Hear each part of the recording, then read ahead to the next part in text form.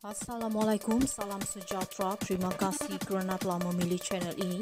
Jangan lupa tekan butang like, komen, subscribe dan share untuk Rosmah kata takut dengan Najib tapi bukti tunjukkan sebaliknya.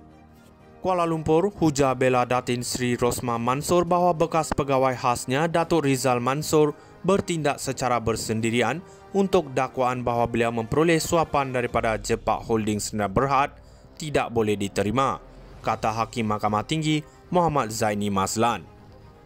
Dalam alasan penghakimannya setebal 116 muka surat, Muhammad Zaini berkata adalah mustahil untuk Rizal mempunyai keberanian yang tinggi untuk membuat penyelewengan secara sendirian tanpa pengetahuan tertuduh.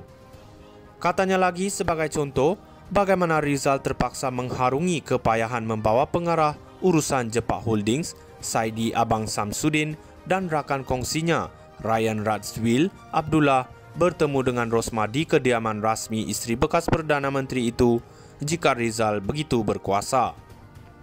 Dia Rizal dengan mudah boleh menggunakan kedudukannya untuk membuat perjanjian terus dengan Saidi dan Ryan, memandangkan kedua-dua individu itu menganggap Rizal sebagai orang kepercayaan Rosmah.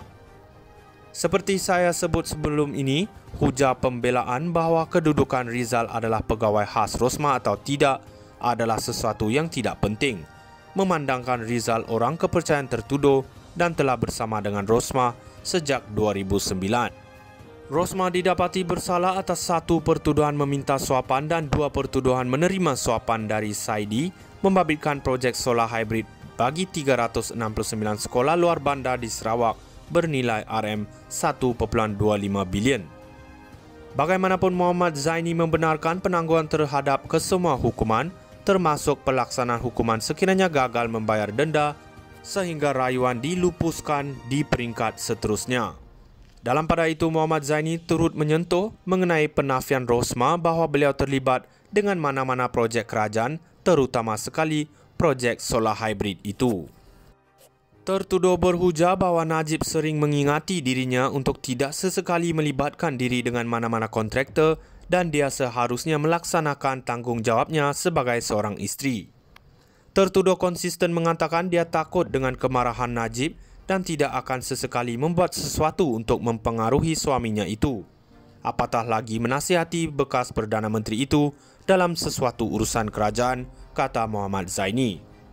Namun hakim bicara itu menganggap kesemua hujah itu sekadar kabar angin dan tidak boleh diterima sebagai bukti di mahkamah kerana Najib tidak memberi kenyataan sebagai saksi.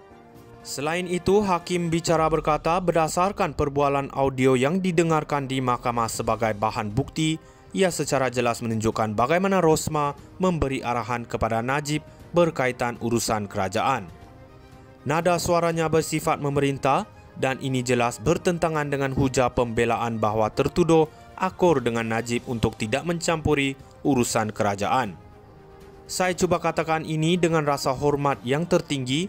Ini adalah sesuatu yang terang lagi nyata bahawa Rosmah mendominasi Najib. Tertuduh jelas mempunyai kawalan terhadap Najib. Tertuduh tidak sepatutnya mencampuri urusan kerajaan tetapi dia tetap melakukannya, kata Muhammad Zaini.